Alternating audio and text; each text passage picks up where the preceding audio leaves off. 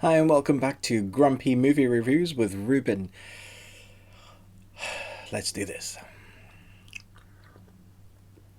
Oh, that's the burn.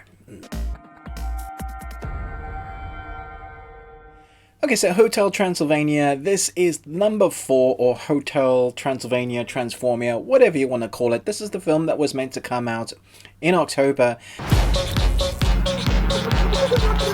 But because of COVID and money worries, Amazon bought the IP, and now we get it in that crumpled mess of January movies. January?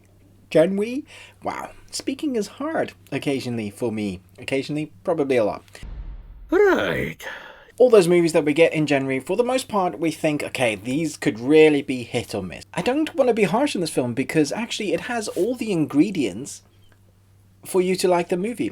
I think young generations of this film, the ones that like cartoony, they want to see their characters on screen again, they don't mind what goes into them, they don't need to be emotionally engaged. That's going to be for this. As a whole family, one-time watch, you're going to stick it on the screen, kind of forget it's there. That is this film in a nutshell. However, I'm one of the people, I think there's a small demographic of us that really like the original. I loved the original. I loved the second, and the third was okay. But as a trilogy, I'm kind of there going, yeah, that kind of could have stayed as it is. However, now we have the fourth, and we have some voice actors here that are changing up some of the characters we know and love. Drac, is not played by our same amazing voice actor. I think it's one of his better voice acting career moments. That's not to say that the people that have replaced the voice acting voices that we know are making it that much different, because I had to go and check who was playing them because they did such a good job at playing them. For example, Drac. However, there does feel like there is something missing. The major drawback from this film that I felt was missing was the emotional kind of gut punches that a few of them had. Well, definitely the first one, definitely the second one. You are drawn into their characters, you like the adventure that they're going on because of the emotional intensity that you get. And it's not intense like, oh, this is so dramatic and drama. You just care about what's going on with the characters. So here we have a film that I don't even need to read the synopsis for because it's quite easy to sum up in a nutshell. It's Freaky Friday. That is the movie. We have the father who becomes the human, and the human who becomes the monster, and they have to figure out how to reverse, I guess, the situation that they're in. There's this crystal that they need to go and find. It's the MacGuffin that leads our group, our characters on this adventurous journey. And in amongst it, that we have, fights, chaos ensues. How do they get it? How do they change back? There's going to be something more about the reverse thing that drives the tension a little bit up. There is a limit on the time that always works well. So when you have a journey adventure and you have a time limit to that adventure, that always amps up the adventure that you're going on, which is, I think, the core driving backbone of the film. Unfortunately, behind the film, there isn't really any emotional intent there for you to be engrossed by. And maybe I'm putting too much stock in this, but even going back now and watching the original Hotel Transylvania, I get emotionally engaged. However, these characters, they just seem not quite right. There's something about this film that just doesn't give me that, yeah, I'm really with you guys. Because you are with them and you are going to have fun. I laughed once, I giggled twice.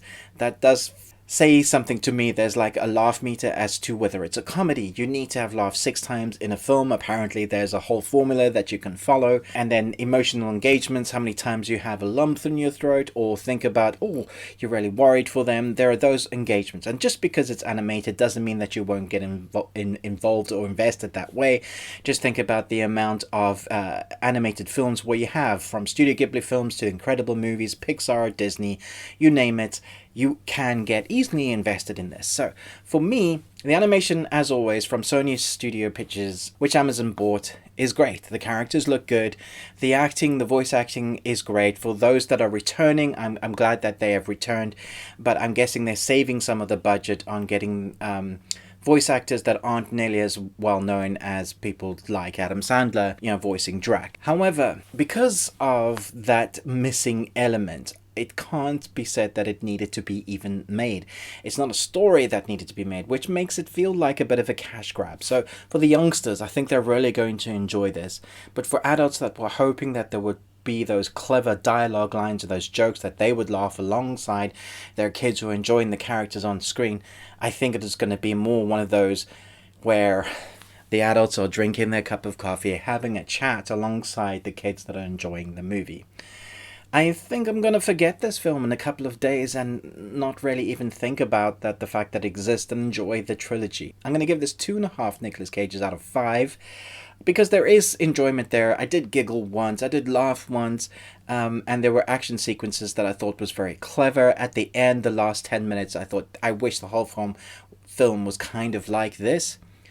That being said, I do wish there was more from it. And I'm probably judging it harsh because I so enjoyed the original trilogy and I wanted that to be this, but it's not quite that. Yeah, let me know your thoughts below when it comes out on Friday. Thanks so much for watching this review. We've got a few other early reviews coming out this week, loads on Friday. So don't forget to like and subscribe, comment, share your favorite reviews down below or your favorite movie news. Give me something to talk about with Chris from Movies and Munchies. Every weekends, every Saturday, we talk entertainment news. We do our podcast, what's the best thing we watched, and hopefully you are enjoying that with Chris from Movies and Munchies. Check out his channel as well. He's a fantastic reviewer. But most of all, until next time, remember, live long and Tuesday.